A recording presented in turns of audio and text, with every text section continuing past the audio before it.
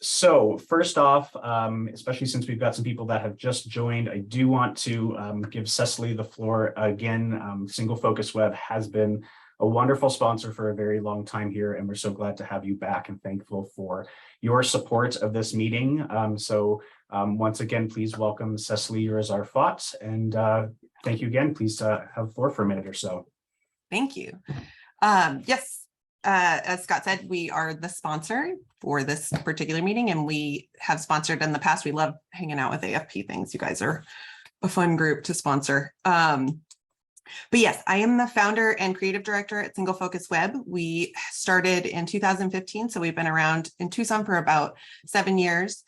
We do almost 100% nonprofit websites at this point, so we really focus on integrations with a lot of the tools that you use, be it Bloomerang or Blackbot or whatever it is that you use, and that's usually several tools for most of you. We've done quite a few websites, as I was saying before.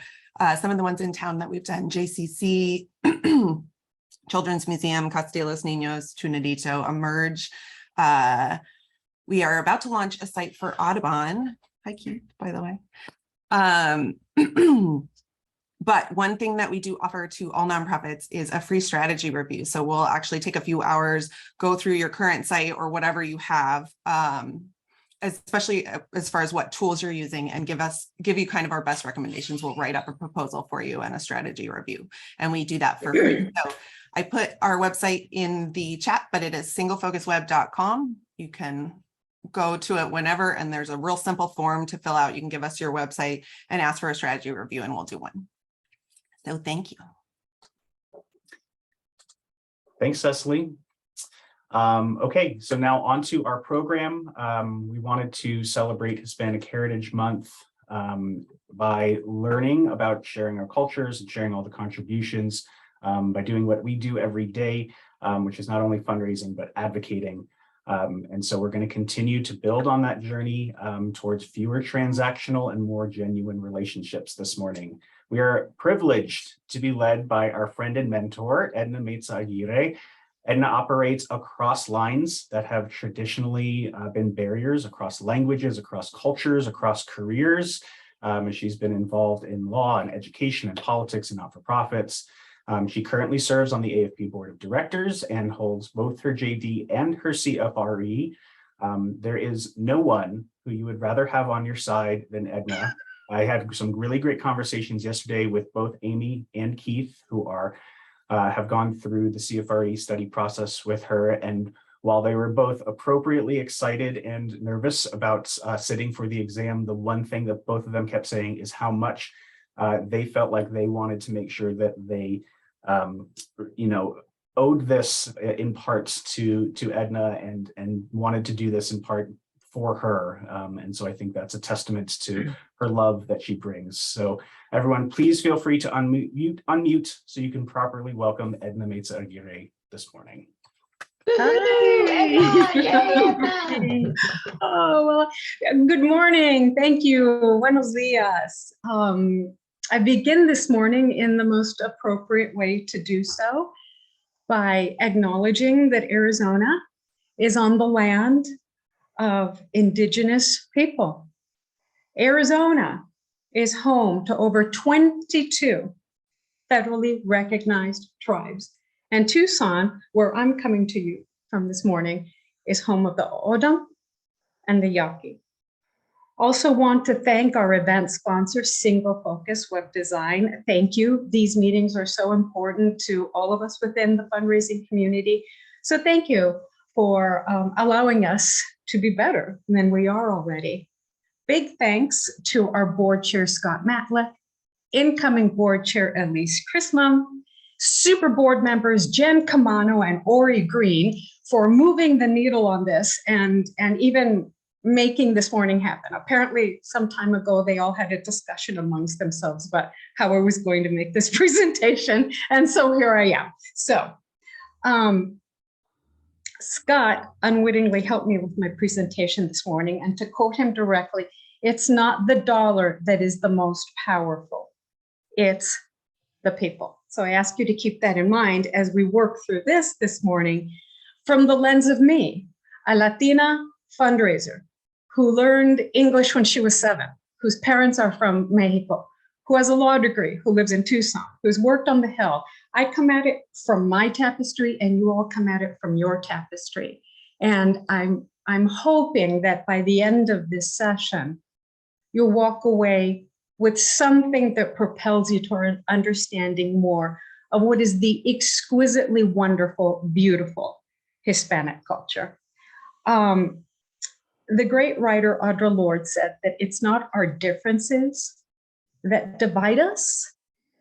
It is our inability to recognize, accept, and celebrate those differences. And so how do we as philanthropists and as donors look at these differences and make it work all together? So by way of example, the telenovelas are a big thing in the Latino culture. It might even be a big thing in your culture. And growing up as a young girl, I would sit in my mom's living room, and she and I and my nana would watch these Mexican telenovelas, the Spanish word for soap opera. And if you think that the American soap operas are something, you'll need to tune into the Latino telenovelas. And there was always a character that ran through all of them. And she was an older lady, and she was kind of mysterious, and she lived alone, and you didn't know if she was good or bad or what. And she was always shot in a certain way where the camera would zoom in on her profile. And she was always saying, "Qué horror," you know, what a horror. And she'd kind of, I have to demonstrate, and she would just kind of look like that, "Qué horror, lo que está pasando." And there would be something happening with one of her eyes, and she'd be batting it a lot. And I didn't understand it. I was kind of scared. So years ago, an international advocacy agency, bless their hearts, decided they wanted to do more for women, children, and the environment, which is what this agency covered. And they decided to start an advocacy program where they were going to let lawmakers know, hey, we're watching you. We see you. We see how you vote, and we're going to take how you vote into the polling place when we vote. And it was a lovely idea of bringing people together and letting lawmakers know this particular agency is doing advocacy. We've got our eye on you. We see you. Because this agency did not consult the appropriate cultural anthropologists or linguistics people or translators to take that campaign and translate it into the Spanish version, they created small stickers about the size of your hand that were almond shaped. And there was an eye, like literally an eye in the middle of the sticker. And the sticker said, ojo, which is the Spanish word for eye, ojo. And nobody knew what it meant. People were asking me, wait, is this an eyewear ad? What's going on? I don't understand. No one in the Spanish-speaking community made the connection that this sticker was supposed to propel you to tell lawmakers, I've got my eye on you.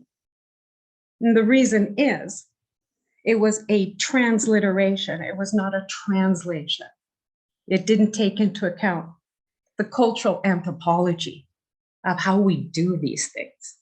Needless to say, the campaign was atrociously failing within the Latino communities. So let me tell you, if you're going to reach out to us, talk to the right people. And if you don't know who the right people are, it's okay to ask, because we have all kinds of ideas and things that we bring to the table that we want to share with you if things are looked at from another perspective. The US Census Bureau says that in Arizona, the Hispanic population is currently 33%. 33%. Ori, first slide, please. So I'm talking about cultural anthropology. This is from Merriam-Webster 2022. Cultural anthropology that deals with human culture, especially with respect to social structure, language, law, politics, religion, magic, art, and technology. Next slide, please. We've all heard this term bantered about, BIPOC. What is it? And I'm using the one from the BIPOC project because I love that the definition is literally within their mission statement. The BIPOC project aims to build authentic and lasting solidarity among Black, Indigenous, and people of color, BIPOC, in order to undo Native invisibility, anti-Blackness, dismantle white supremacy, and advance racial justice. Next slide, please, Ori. So here we are. We're celebrating Hispanic Heritage Month. A little bit about it. It runs between September 15th and October 15th. Celebrates the cultures and contributions of those whose ancestors came from the Caribbean, Central South America, Mexico, and Spain. President Lyndon Johnson created Hispanic Heritage Week in 1968, and under President Ronald Reagan, it was extended to a 30-day celebration. Our vast contributions include our help with our fight against the British for independence. Some guy named George Washington really needed help in this war. And at the time, the sitting governor of the state of Louisiana was Governor Bernardo de Galvez. How do you like that on a Friday morning? Bernardo de Galvez. Governor Galvez was a Spaniard. He was not an American citizen. Well, at the time, that notion was a lot more undefined as it is now. But he was a Spaniard. And he knew that things were getting a little rough in the war. In 1777, he joined General Washington to fight for independence by allowing tons of supplies to be shipped up the Mississippi to the Patriot forces in the North. Let's just ponder that for a minute. When I'm out there fundraising, people use different titles when they're talking to me: fundraiser, development officer, relationship builder. Unfortunately, sometimes when I have been at fundraising events, yes, at fundraising events, people have also told me that I need to go back to where I came from. One wonders what would have happened historically if Governor Galvez had been told to go back to where he came from, and he wouldn't have helped in allowing America to become America. Something to think about. We are in every profession as Hispanics, Latinos, Latinx, Chicanos, Chicanas, Mexican Americans. We are including, but not limited to, teachers, laborers, union organizers, elected officials, White House cabinet heads, healthcare workers, social workers, Fortune 500 CEOs, and journalists. And of course, we are development officers, fundraisers, and philanthropists. Next slide, please, Ori. All right, so this is my dream team, okay? Many of you know I love cooking and entertaining and having dinner parties and planning menus. And oh my God, if I could have George Lopez, Eva Longoria, Jennifer Lopez, and Albert Pujols to my home, oh my God. So if any of you know any of their agents, just let them know, Edna wants to have you over. George Lopez, my favorite comedian, probably of all time. Born in Los Angeles to migrant worker parents, he created his foundation in 2008. He has a genetic condition that leads to kidney disease. So one of the focuses of his foundation is kidney disease. And yes, thank you, Martin Camacho. George will be in Tucson on October 22nd. My fabulous husband got us tickets already. Ava Amphitheater, be there. It'll be a party. In addition to supporting kidney disease, his foundation also helps military families and underprivileged children in both the United States and in Mexico. Eva Longoria, born in Corpus Christi, Texas. Her foundation was established in 2012. And she devotes her giving to women and girls, specifically Latina women and girls, with education and entrepreneurial experiences. Eva comes from very humble beginnings. One of her first jobs was in fast food. And when she told her friends in high school she was working in the fast food industry, they said, oh my God, that's awful. Why would you do that?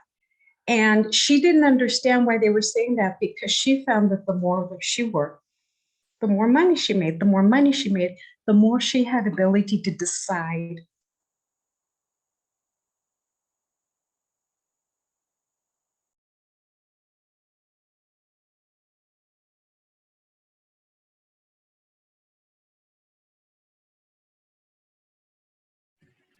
Am I the only one who's having Edna freeze? No, she froze, but She's frozen. shoot. Can you text her, Jennifer? Yes. She's going to come back on, but I'll tell her.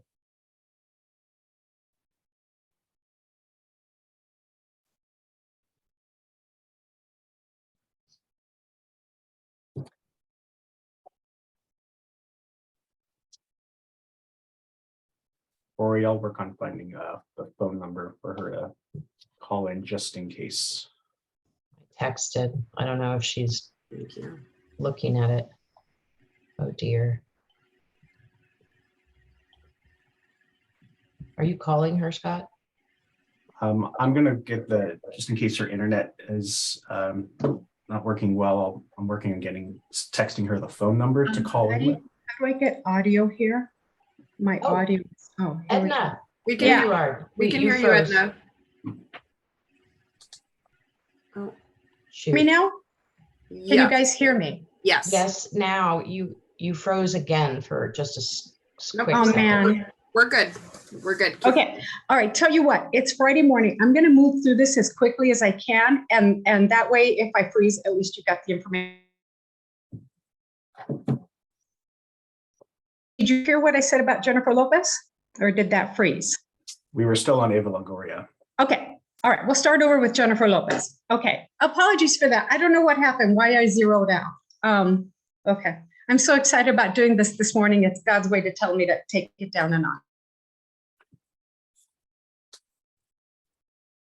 Jennifer Lopez, born in New York from Puerto Rican parents.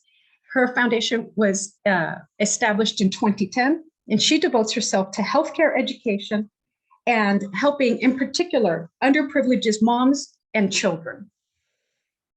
And then finally, we've got Albert Pujols, born in the Dominican Republic and came to the United States in 1996. And in 2005, established his foundation. He is focusing on helping families, underprivileged children, and in particular, children who have Down syndrome. So right here on this screen, and this is just a small snapshot of Latino philanthropists. We have two of Mexican heritage, one who is Puerto Rican, and Albert, who's from the Dominican Republic. Between all of them, they have daytime Emmys, People Choice Awards, Screen Actor Guild Awards, Latino Film Fest Awards, star on the Hollywood Walk of Fame, American Music Awards, and in the case of Mr. Pujols, quite possibly breaking a home run record, maybe within this season. So I am grateful for these individuals and all that they do. Yes, that's right, Scott, 700. That's right. Thank you, Scott, 700. My husband explained this to me in much greater detail, but let's just say he really speaks baseball and I don't. So that's why I'm giving you like the grass talks on how amazing he is. My husband also told me that Albert is MVP. I think that means most valuable player. Okay, thank you, Ori. Next slide, please.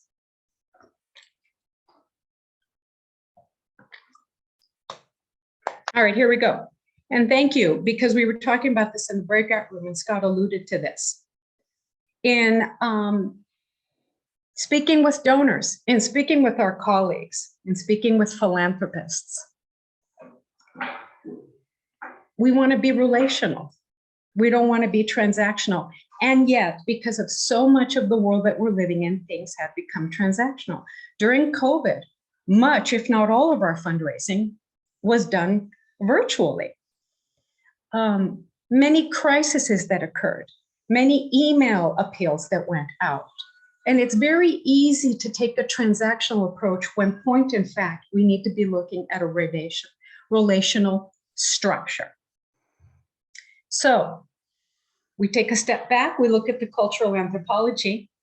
One way to do this is when we are considering the rich diversity just here in our community in Southern Arizona, of our staff, of our donors, of our colleagues, of our philanthropists, our leadership. What are we doing as orgs?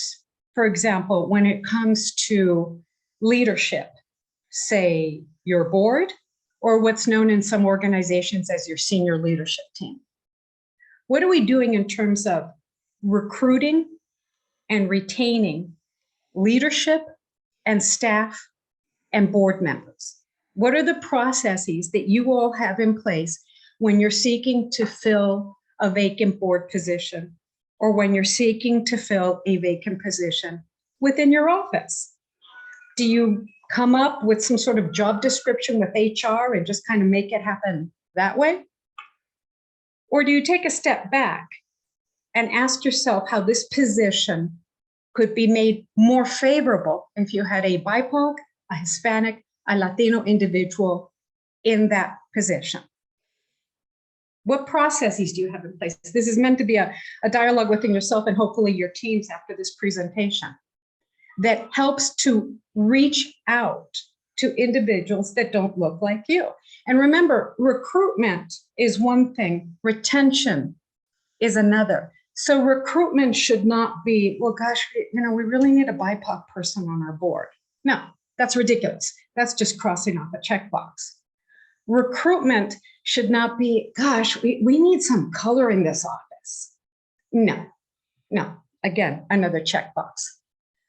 At the other end of that, I have heard people tell me, Edna, I don't see color. I don't see why this diversity thing is such an issue because I don't see color and we're all just one big happy family. I wish that were true, but I can hold my hands and sing Kumbaya till the cows come home. That's not going to create diversity in the workplace. So what are the systems you have in place? For example, your website. Does your website present itself in only one language? Or do you have it in any of the languages that represent the heritage, say, of Southern Arizona? Spanish, Chinese, any of the Native American dialogues? And should your website have that if your mission is to help individuals in those populations? What about your collateral documents, your annual report, any event flyers you may make, brochures, your business cards? Are they all in English? Do you allow room for having them in Spanish or in another language? Who is at the table when you're making these discussions and coming up with these solutions? Is it just an HR decision? Is it just a decision that your development team comes up with? Do you bring your CEO in? When you look around the table, who's at that table that can help ensure that as we are approaching the rich diversity of this morning, we're focusing on Hispanic heritage, but all your BIPOC donors in a way that says, I see you. My favorite example, employee giving programs. Now, I want to go on the record as saying very clearly, I am not opposed to employee giving programs in any way. Do not misunderstand me. I think that when they are done correctly, they can be a wonderful part of creating a culture of philanthropy. But if we're really going to create a culture of philanthropy within our workplace, who is at the table when you're making decisions regarding employee giving? Many orgs have told me that what they do is they get their development team together and they come up with their plan. And then they run it by their CEO, and then it's approved. And then the employee giving program is conducted.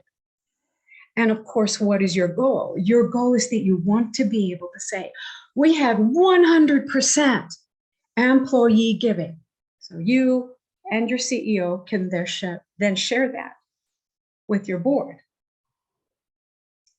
In that whole panorama of how you made that happen, when you were making those decisions, did you have any employees at the table that weren't senior leadership or that weren't development?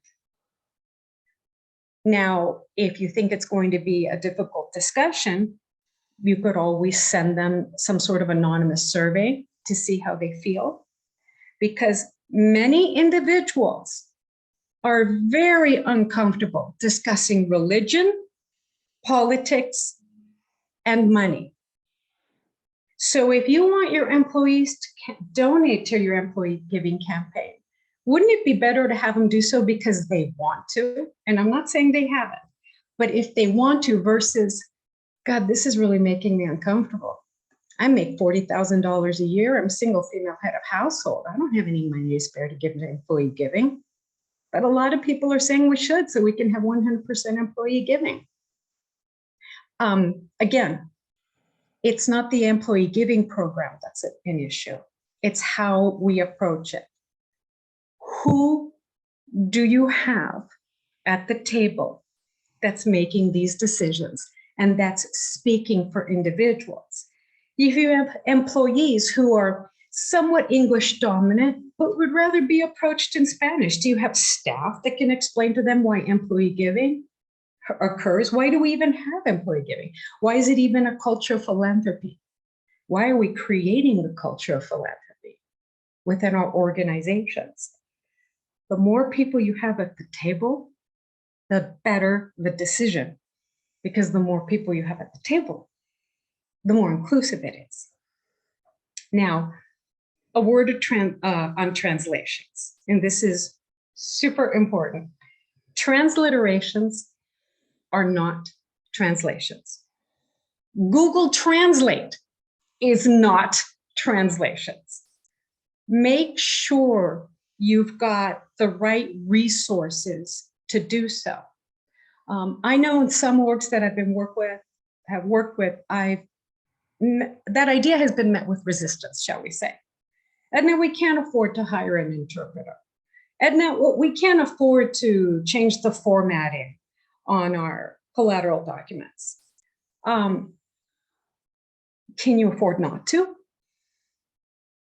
What if, instead of saying you got 100% employee giving, you said, well, we got some employees to give, but we also got really good information from other employees on how they're approached on this, or how they want to be approached, or how they think they should be approached.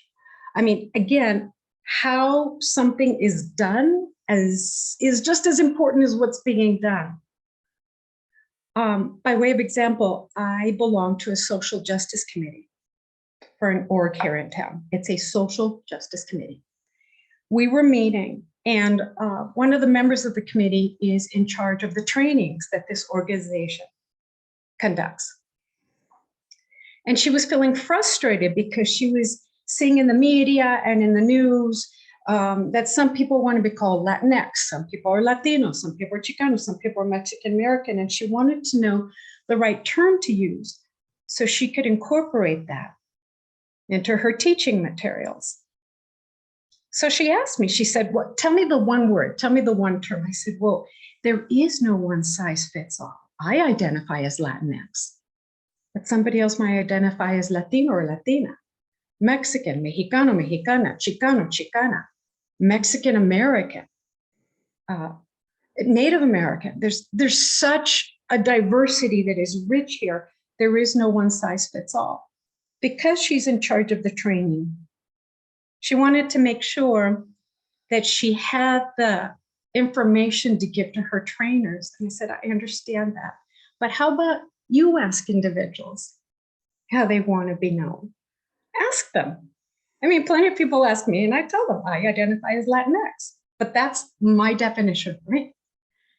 She got very upset, and she said, Edna, I just need you to tell me how you people want to be addressed. You can imagine my reaction to that. I had tried to take as much time as I could to explain the complexities of this issue. And I was referred to as you people. This is, by the way, a good, kind individual. And this is also the social justice committee that I was serving on. It takes more work. It takes more effort. And it's also well worth it in the end. So as you're having these conversations with individuals, remember, you may not see color, but color is there. And we are celebrating this month, this tremendous heritage of how we move forward with it. Another example I have is the very first not-for-profit that I ever worked with. And it was a demonstration grant from Health and Human Services. And I was going to be working in South Tucson with Latina caregivers. The purposes of the grant was to determine what types of issues were Latino or Latina caregivers having in South Tucson. Were there language barriers, transportation barriers? Did the pharmacist at Walgreens know English? If they live at 6th and 38th and their doctor's at 5th and Alvernon, do they even know how to access a Bantran to get there? Any number of issues. And I was really excited about doing this work. And the two individuals from Health and Human Services who met with me my second day on the job were a statistician who works for the federal government and a gerontologist who studied aging issues. Caregiving is an incredibly complex issue when you're taking care of a loved one who's very ill or very sick. And many of these individuals that were being taken care of in South Tucson were elderly. So they brought the gerontologist along. And they handed me my laptop and they said, you know, Edna, as you're speaking to these individuals, we want you to literally transcribe what they are saying. Because that way we can obtain the data and the information we need for our demonstration grant. Now, I've worked on grants, I've written them, I've accepted them. There's nothing wrong with the material you need to get your grant going. But how it's done is just as crucial. I mean, think about it. I'm going into individuals' home, people that don't know me. I'm asking them to open up about this complex issue. And never mind in the Latino culture, there is a tremendous resistance to even saying, I need help. It's the notion that the family takes care of one another. And here comes in this employee who wants to know how it's going for me. The least I can do is approach them as human beings, relationally. And I told them I would not use a laptop. They might think I was Homeland Security. It's also incredibly dividing. I've never sat in front of a donor, for example, when they're telling me their stories and used a laptop. It really became an issue because Health and Human Services was convinced this was the only way to get the information. I understand statistics and I understand the individual who's the gerontologist who's trying to get the information. So I said, you know, let me try to do it my way. Let me have a cafecito with these individuals, literally come to their home and sit down and have coffee and hear their stories. And of course, that worked much better than some government official going into their homes with a laptop. Again, it was a fabulous grant from Health and Human Services.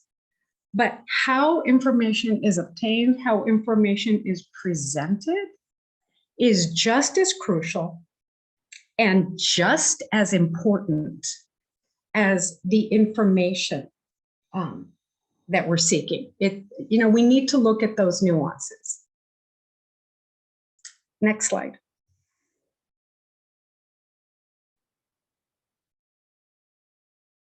Justice is the fruit of individual actions. I love this quote. Justice is the fruit of individual actions.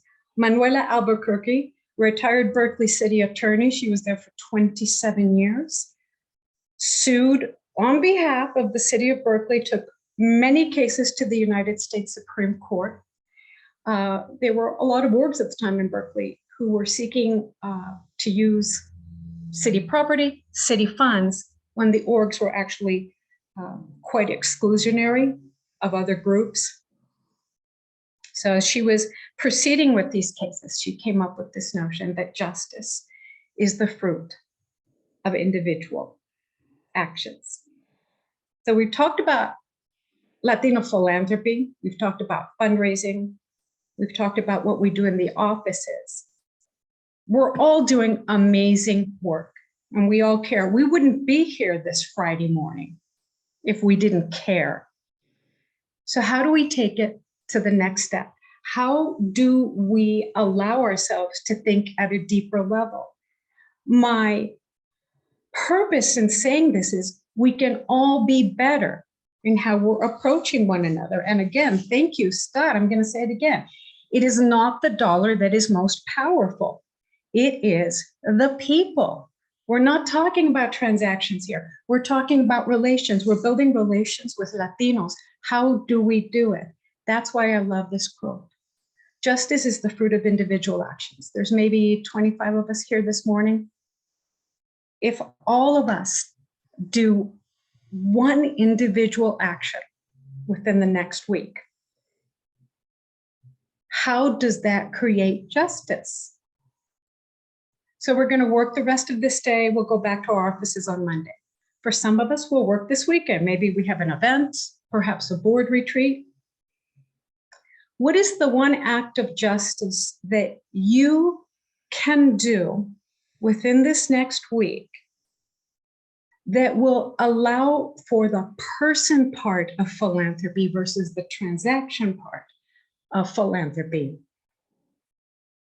Bearing in mind, of course, that I think sometimes the most radical action of justice is to listen.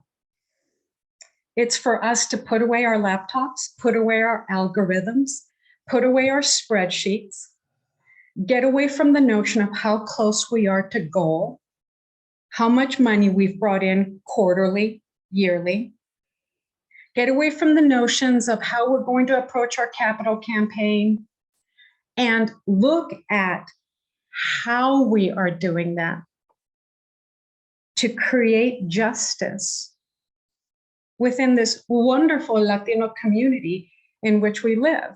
And again, I'm using the word Latino. It could be Latina, it could be Latinx, it can be BIPOC. We have a tremendously rich resource here in our community culturally. I consider myself very lucky to live in Southern Arizona. And I consider myself very lucky to be a member of this board. And props to our AFP board that's even moving the needle on this conversation, because not every AFP board is as committed to it as we are. So I appreciate all of you. We work hard as fundraisers. This isn't so much homework, it's just something to think about. Justice is the fruit of individual actions. What is the one individual action that perhaps can be undertaken within your next work week to create some justice? I appreciate you and I thank you. And no one's ever gotten mad at a speaker for wrapping up early on a Friday morning. So I'm open to questions, and I think Ori was checking the chat box for questions as well. So thank you.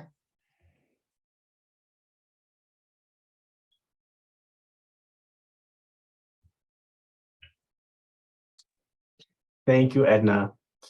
Yes, please, let's open it up. And if you have a question, please feel free to unmute and chime in. Edna, I have a question. What was your first memorable professional development experience? Like what was the first one where you like, this is something that's really gonna change my life, improve it? Oh, yes. So when I was a VBDO, Very Baby Development Officer, VBDO, one of my first fundraising projects was at the University of Arizona, the Women's Plaza of Honor, right next door to Centennial Hall. Some of the money went into the bricks and mortar to create the benches and the beautiful greenery, and it's a lovely place. But most of it was endowment money that was going to the Women's Studies Department to create scholarships for their graduate students. And I just could not have been more excited about this.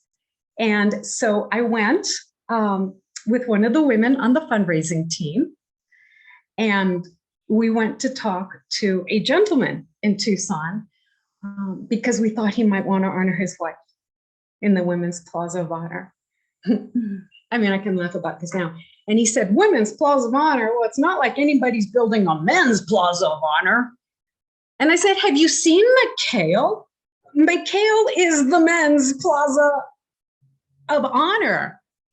Like, oh my God.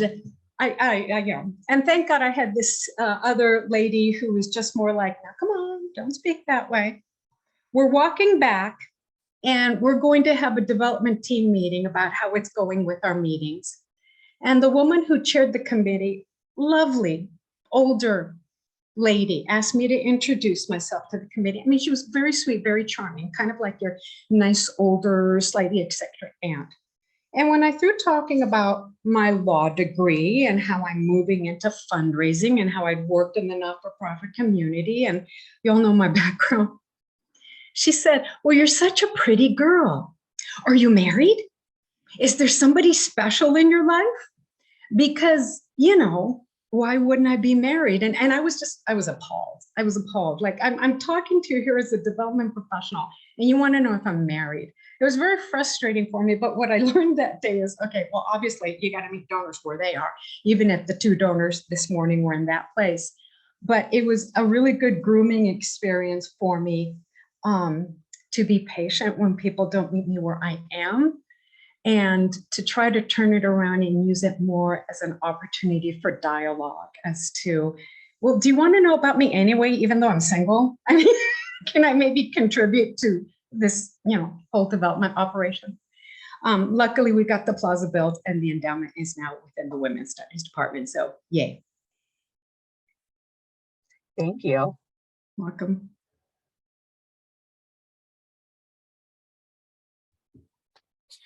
Okay, you just mentioned meeting people where they're at. Mhm.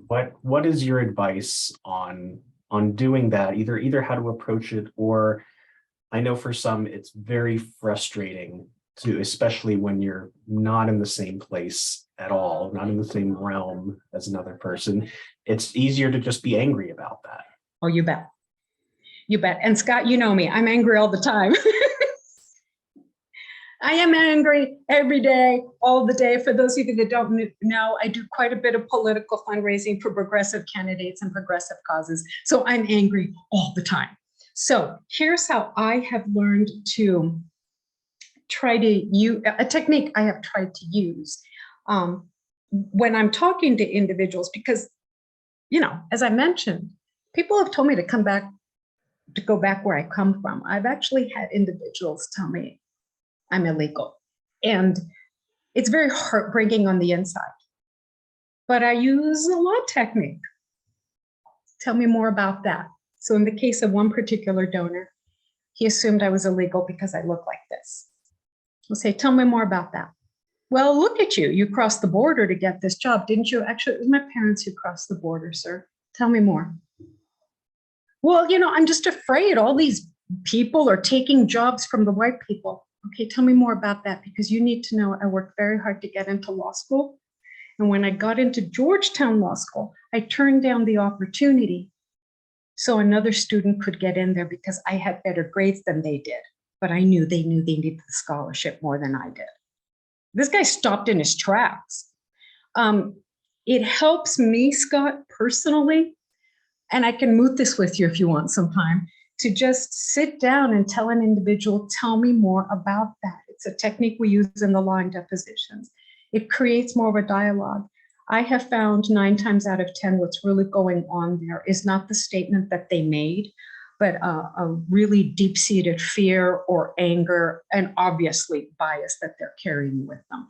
That would also be applicable to someone, for example, they say to you, Scott, well, you know, run a McDonald house, that's a really great idea, but I think I really need to give my money to NICU instead, because it's NICU that's saving those lives. Well, tell me more about that, sir. NICU's saving the lives, but in the meantime, families need to be somewhere. You know, something like that. Oh, excellent. Elise uses the technique as well. Okay, good. Now I know I'm doing well because Elise uses the technique.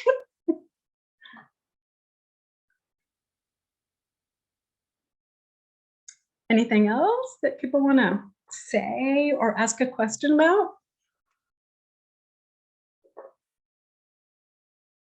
All right, well, I hope the silence is a good one because you're thinking. I do think there's a lot of thought. Oh, Colleen, did you have something before we go? No, I just wanted to say that I think it's a big topic, a lot to chew on and a lot to like reflect on. So don't take our silence, at least I can speak for myself. My silence is not disinterest or anything. Yeah. Okay, thank you for saying that. And yes, this is a heavy topic. Okay, so former lawyer, when I started preparing for this presentation, I had 78 pages of material. And my husband jokingly said to me, "You're not defending a dissertation." I'm like, well, but how do you talk about this within the span of 1 hour? So this is very grass tops. When I talk about BIPOC and cultural anthropology, my personal stories, it's grass tops. Sarah loves that I was defending a dissertation. Rock on, Sarah. I gave Ori some resources for you all to look at for LULAC, League of United Latin American Citizens, for MALDEF, Mexican American Legal Education Defense Fund, for CPLC, Chicanos por la Causa, and for the Agnes Howry Translation Institution, which happens to be here in Tucson through the College of Humanities, for those of you that are looking for real bona fide translators. And whatever you do, if you take one thing away from here today, don't use Google Translate. Please, let me die a happy life and tell me you're never going to use Google Translate. So thank you, Ori, for putting those in the chat. And those are there. And for any of you that, maybe this was too heavy of a topic on a Friday morning, feel free to email me. Ori has my email. I am more than happy to continue this dialogue offline, or as Sarah and Scott know, over coffee somewhere. Mm-hmm. Yeah. Well, thank you, Edna. And yes, whether it's changing a law or bringing a donor in, making them feel closer to our organization, or making our organization feel closer to them, or whatever it is that we're trying to accomplish, I think opening up that conversation and listening more is just a wonderful way to start all of that. So I'm sure many of us will be reaching out to you, and we will have more of these conversations as we go on. So one more round of applause, please. Thank you, Edna, for. And just very quickly, Edna, this was amazing. Thank you so much. And I couldn't get the links to work properly in the chat, but these are going to go out in our next newsletter. So look for them. We'll also include the recording to this. We upload them onto the YouTube channel. So thank you, Edna. This was amazing. Awesome. Yeah, and again, you can just go on the website of these orgs and just learn about the great work that they're doing and how it is that they're doing it. Yeah, thank you all. Wonderful. And I appreciate you all very much. Go fundraisers. Thank you, Edna. Thank you, Cecily. And remember singlefocusweb.com, and find Cecily and her team there. We will next meet at the Mixer at the Zoo, Thursday, September 29th. So join us there. 4 o'clock or 5 o'clock, Colleen? We'll make sure to get that out. It's 4:30, and I'll put the link to sign up in the chat. Thank you very much. And then Friday, October 14th is our final education session of the year. October is Ethics Month, and so Mark Clark is going to be talking to us about ethical considerations when working with older donors. Very important topic. We will be at CFSA that Friday morning, 7:30 to 9. As usual, 7:30 to 8 networking, and then 8 to 9 presentation. So be sure to sign up on the website there. With the Zoom option for folks who don't feel comfortable being in person or can't, or for whatever reason. Correct. Thank you, Ori. All right. Thank you again, Edna. Thank you, Cecily, and we will see you all soon.